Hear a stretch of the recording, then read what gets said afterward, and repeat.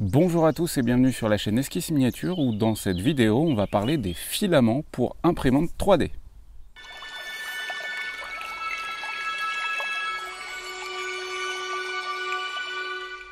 Vous avez été nombreux à me le demander et puis encore régulièrement j'ai des questions à propos des différents filaments qu'il existe parce qu'il y en a beaucoup. Alors ce que je vous propose c'est qu'on fasse le point sur les différents types qu'il existe, leurs propriétés, leur intérêt, dans quel cadre les utiliser, le prix moyen auquel on peut les trouver en tout cas en 2021 et on va faire filament par filament. Les filaments dont je vais parler aujourd'hui sont des filaments destinés surtout aux amateurs ou en tout cas aux TPE, aux petites entreprises. Je ne vais pas parler des filaments très techniques comme le PEEK par exemple, le PIC, comme le filament carbone, etc. Je vais vraiment parler des filaments les plus connus que normalement vous avez une chance de pouvoir utiliser chez vous. Les autres demandent des contraintes techniques bien plus fortes, des machines qui sont différentes de celles qu'on possède, parce qu'il faut monter à 400 degrés pour certains, avoir un caisson à 120 degrés, etc. Donc cela, je ne vais pas trop en parler. On va rester sur les filaments amateurs et je vais rester sur le format 1,75 mm. Ça, c'est le diamètre du filament. Il existe aussi des imprimantes en 3 mm, Ultimaker par exemple, pour les plus connus. Mais aujourd'hui, les imprimantes les plus accessibles, on va pas se mentir, elles sont quasiment toutes en 1,75 mm de diamètre. Avant de commencer, une dernière chose que je tiens à vous dire, n'oubliez pas que c'est comme pour tout, souvent le prix joue quand même sur la qualité globale du produit que vous allez recevoir. Des fois on peut bien tomber, mais globalement les prix que je vous donne, c'est les prix médians pour un produit honnête, un bon rapport qualité-prix, les prix que je vais vous indiquer après. Parce qu'en fait vous allez voir qu'on peut trouver des trucs bien moins chers et des trucs bien plus chers, mais dans le cas des trucs bien moins chers, souvent on va avoir des problématiques de calibrage. Très souvent c'est du calibrage du filament, donc en fait il va passer de 1,9 mm pour ensuite redescendre à 1,6 mm, et en fait tout ça, ça va influencer énormément la qualité de votre impression. Et le pire étant les filaments qui incluent soit des bulles d'air à l'intérieur, soit des bulles d'humidité, enfin d'air humide du coup. Et ça peut littéralement abîmer votre imprimante, mais au-delà de ça, faire totalement foirer votre print. C'est pas un truc qui arrive non plus extrêmement couramment, mais partez du principe que moins cher vous allez payer votre filament, plus vous avez de, entre guillemets, chance d'avoir ce genre de problème. Bon, globalement, les filaments dont je vais vous parler et les marques dont je vais vous parler, c'est du sûr quoi. C'est pour ça que c'est pas les prix les moins chers que vous puissiez trouver sur internet. Commençons donc la liste des différents filaments. On va commencer par le plus connu, en tout cas pour les passionnés de la miniature ou de la reproduction de maquettes, etc. Et c'est le PLA. Le PLA, c'est pour acide polylactique. Donc le PLA, il est composé en majorité d'amidon, de végétaux. Donc il n'est pas issu de la pétrochimie. Alors évidemment, on doit dépenser du pétrole pour le faire, mais ce n'est pas un produit pétrochimique. Il a plein d'atouts et plein de défauts. Son atout majeur, mais vraiment majeur, c'est qu'il est facile à imprimer. Ça c'est vraiment, et c'est pour ça que l'immense majorité des gens utilisent du PLA pour imprimer des trucs chez eux, c'est parce qu'il est très simple à imprimer. Le réglage du plateau, la température de chauffe de la buse qui est en règle générale, en moyenne encore une fois, à 200 degrés avec un plateau à 50, 60, 70 degrés. Toutes les machines d'aujourd'hui le font et ça s'imprime très bien. Il a également des propriétés très intéressantes sur sa rétractation et du coup sur la finesse globale de l'objet. On peut vraiment obtenir des choses vraiment très fines avec. Et son atout aussi, c'est le prix, puisque en moyenne, encore une fois en moyenne, son prix est de 20 € le kilo. Vous pouvez le trouver à 10 € le kilo, vous pouvez le trouver à 30 € le kilo, mais la moyenne, qui est pour moi le bon prix, en tout cas en 2021, c'est 20 € le kilo. Là, moi, les marques que j'utilise vraiment quotidiennement, je ne vais pas vous mentir, il y a du Amazon Basic, il y a du Wanao, et il y a du... et c'est à peu près tout. Du Amazon Basic et du Wanao. En gros, c'est les deux marques que j'utilise vraiment tout le temps. Ça, j'en reçois tous les mois parce que j'imprime vraiment beaucoup. Et c'est les filaments avec lesquels j'ai pas de problème. J'ai testé d'autres marques. Il y en a qui ont été vraiment super, mais le prix était dingue. Et il y en a d'autres, la qualité était vraiment à revoir. Il y en a même certains qui m'ont bouché les buses et ça c'est vraiment une galère. Donc j'aurais tendance à vous dire partez sur ces deux marques. Encore une fois il y en a d'autres, mais en tout cas moi c'est celle que j'utilise. Juste après le PLA, je vais vous parler très brièvement des filaments à texture, à matière. Les filaments qui vont donner l'imitation du bois ou de la pierre. Ça sort de plus en plus parce que c'est vrai qu'esthétiquement c'est quand même super joli. Par exemple les filaments bois, on peut faire vraiment des petites statuettes, on a l'impression qu'elles sont sculptées en bois et tout ça, c'est cool, des coffres et plein de choses comme ça. Eux ils sont environ à 30 € le kilo, encore une fois environ, ça dépend de la teinte du bois que vous voulez. Ce qui est cool sur ces filaments c'est qu'il y a aussi une odeur souvent.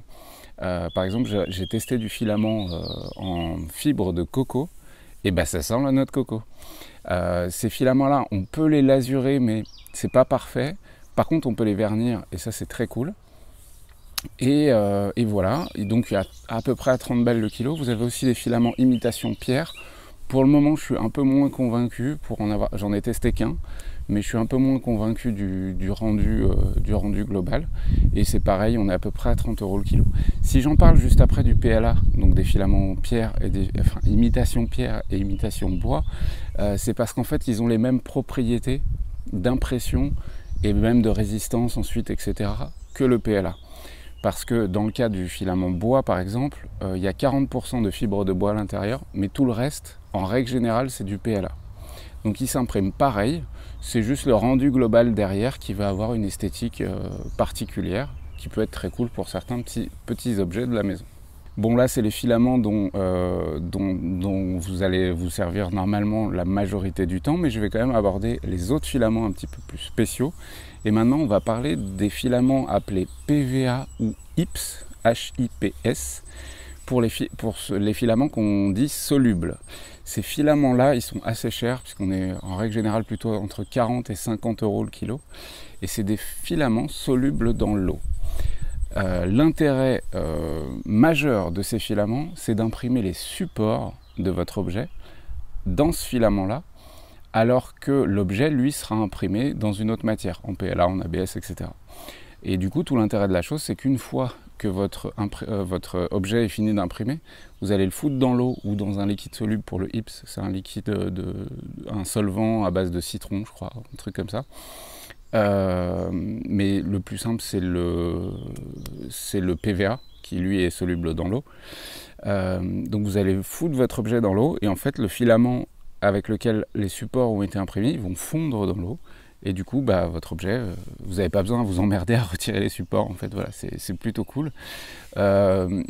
J'ai testé une fois, mais en fait, je trouve que c'est trop cher. C'est vraiment trop cher, c'est dommage. Parce que souvent, en plus, les supports en impression 3D, quand l'objet qu'on veut imprimer n'est pas du tout adapté à l'impression 3D FDM, il y a beaucoup de supports. Et du coup, on va avoir quasiment autant de matière de support que d'objets. Et du coup, ça revient à faire un objet extrêmement cher. Donc moi, je m'en sers jamais. Je vous dis, j'ai testé une fois, mais j'ai pas trouvé ça dingue. Mais au moins, vous êtes au courant que ça existe, si jamais vous avez des contraintes particulières dans l'utilisation de votre imprimante 3D et des supports. On va passer à un autre filament assez connu, à savoir l'ABS. Ça veut dire acrylonitrile-butadiène styrène. J'ai réussi à le dire, mais j'ai lu en même temps, j'ai triché. Alors lui, l'ABS, c'est un plastique issu de la pétrochimie qui sert dans plein de cas de figure. Il y en a dans votre bagnole, il y en a probablement dans un millier d'objets électroniques chez vous. C'est un plastique très connu qui a une bonne résistance à la chaleur, une résistance moyenne partout en fait. Et il a l'avantage d'être pas trop cher, donc toujours à 20 € le kilo.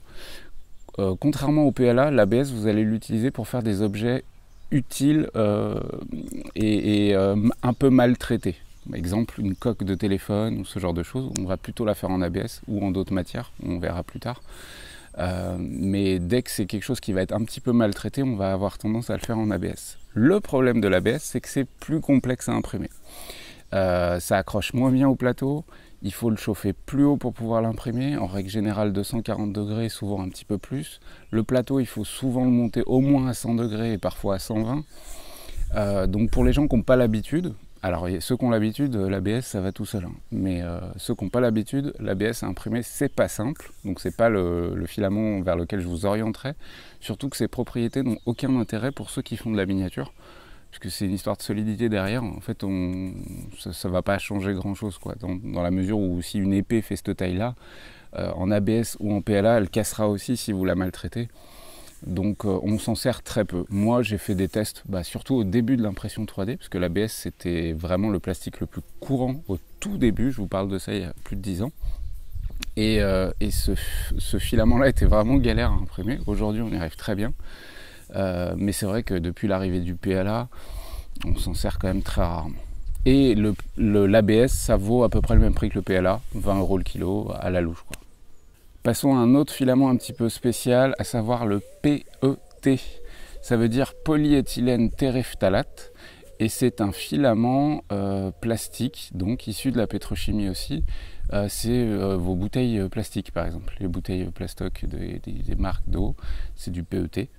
Voilà, il y a plein. Souvent il est transparent. Alors on peut l'avoir maintenant de plein de couleurs différentes. Lui il a une bonne résistance au choc. Et par exemple, il sert pour faire les verrières dans les véhicules radiocommandés, ce genre de choses. Moi, alors j'ai jamais imprimé de PET, mais a priori, ça s'imprime à peu près entre l'ABS et le PLA en termes de chaleur de plateau et de complexitude à imprimer. C'est pas aussi simple que le PLA à imprimer, mais c'est pas aussi compliqué et chiant que l'ABS à imprimer. Et c'est un peu plus cher que le PLA, on est à 30 € le kilo. Et voilà. Je vais également vous parler brièvement du filament nylon. Le filament nylon qui va surtout intéresser les passionnés de véhicules radiocommandés, parce qu'il a une super résistance à l'impact. Et du coup, quand on fait des petites voitures radiocommandées, des bateaux, des avions, ce genre de choses, qui vont se prendre des shoots dès qu'on rate un virage, c'est vraiment top. Il y a plein de passionnés qui utilisent le filament nylon pour imprimer ce genre de choses. Il s'imprime à 240 degrés, un peu comme l'ABS. Il a moins de problèmes d'accroche sur le plateau par contre. Et il est cher. Par contre, il est assez cher, parce qu'on est à peu près à 50 € le kilo. Mais pour faire des objets résistants à l'impact instantané, donc vraiment des chocs de carrosserie quoi, en tout cas sur des petits modèles, c'est vraiment un super filament et qui est couramment utilisé dans l'univers des radiocommandés. Et on va terminer avec le TPU. Alors ça c'est un thermoplastique élastomère. Donc en fait c'est un filament flexible. Souvent vous n'allez pas voir TPU marqué, vous allez voir filament flexible ou flexi mes boules ou flexi machin ou flexi machin en fonction de la marque en question. Donc là c'est du filament flexible. Le filament flexible c'est génial parce que vraiment vous allez pouvoir imprimer, je sais pas moi, des objets que vous allez écraser. Moi les tests que j'ai fait, j'ai imprimé des sandales pour ma fille. Et du coup, en fait, j'ai imprimé des chaussures, quoi. Enfin, des sandales d'été, vous voyez, un peu sur le principe des Crocs ou des squelettes qu'on avait à l'époque. Et du coup, c'est souple, en fait. Ça ressemble un peu à du caoutchouc, mais c'est quand même très solide. Typiquement, ça peut vous servir à réaliser des pneus en radiocommandé pour vos différents véhicules. Il y a d'autres matières qui existent aussi, mais le TPU peut faire l'affaire. Donc, les filaments flexibles. Ils s'impriment globalement comme du PLA à la louche, mais attention, il faut l'imprimer lentement, vraiment très lentement, et même de préférence au niveau de l'extrudeur, au niveau du hot end, donc de toute la partie de chauffe, etc. de votre imprimante. Le top du top pour imprimer le filament flexible, c'est d'être en direct drive. En direct drive, ça veut dire qu'en fait, l'extrudeur et la buse sont au même endroit, c'est tout sur le chariot. Il n'y a pas de bowden. Le bowden, c'est, vous savez, ce câble, souvent blanc, parfois bleu, dans lequel passe le filament. En fait, la base du problème de ces filaments flexibles, c'est qu'ils sont flexibles.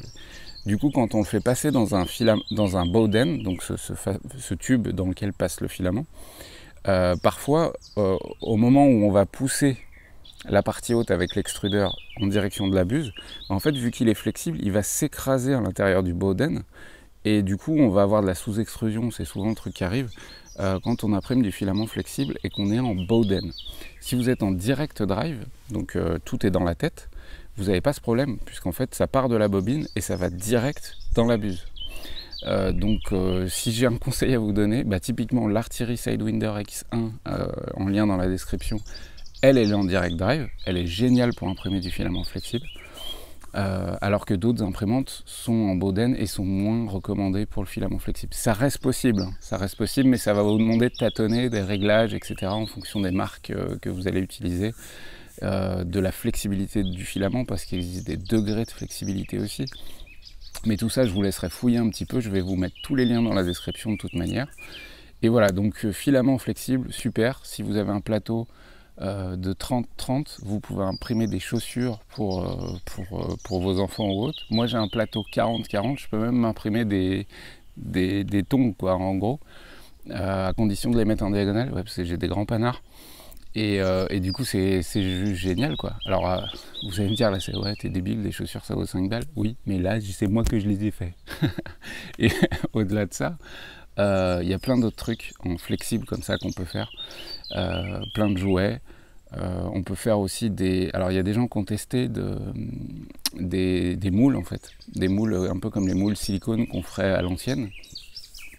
Le problème c'est que souvent on voit les stries, et souvent sur le filament flexible, en tout cas ceux que j'ai testés, la définition n'est pas aussi bonne que sur du PLA en 0.1 par exemple. Vous verrez quand même les stries de manière un petit peu plus prononcée que sur du PLA en très haute précision. Donc voilà, on a terminé cette liste des différents filaments. Sachez qu'il en existe encore plein dont je n'ai pas parlé, mais ici c'est vraiment les filaments les plus importants pour l'utilisateur entre guillemets amateur ou amateur éclairé pour son imprimante 3D FDM. Moi il y a juste un ou deux types de filaments dont je vais vous parler, mais c'est purement esthétique, mais c'est vraiment purement esthétique, hein. Ça n'a aucune contrainte particulière d'impression, ça reste des PLA. Alors le PLA fibre de coco foncé, c'est trop cool. Il y a aussi au niveau vraiment purement visuel les filaments silk sur le site de Artillery. Ils sont super beaux, ils sont vraiment super beaux. Je vais vous montrer 2-3 trucs en même temps là que j'ai imprimé avec. Et vous en avez même en dégradé, donc avec des teintes différentes en fonction de là où ça imprime, en fait, tout simplement. Du coup ça donne un effet visuel qui est quand même vraiment très très joli. Et l'autre truc qui existe, j'ai testé pour faire des trucs pour mes enfants, c'est le filament pailleté. Donc là on a un filament dans lequel il y a des micro-particules qui renvoient là un peu la lumière, et du coup vous avez un objet qui est pailleté à la fin, enfin littéralement, il y a comme s'il y avait des paillettes à l'intérieur, et c'est mignon. Cette vidéo est terminée sur les PLA, sur les plastiques, les différents plastiques qu'on peut utiliser dans l'impression 3D. J'espère que ça vous a plu, j'espère que vous aurez appris quelques petits trucs. N'oubliez pas qu'il y a tous les liens dans la description si vous voulez soutenir la chaîne, ça ne change rien pour vous et moi ça me donne un coup de pouce. Encore une fois, Tipeee, Patreon pour ceux qui veulent aller un petit peu plus loin dans le soutien. Il y a les fichiers 3D mensuels pour ces personnes-là. Et puis comme d'habitude, je vous souhaite bonne peinture et bon jeu et on se retrouve très vite pour des nouvelles vidéos. Ciao ciao!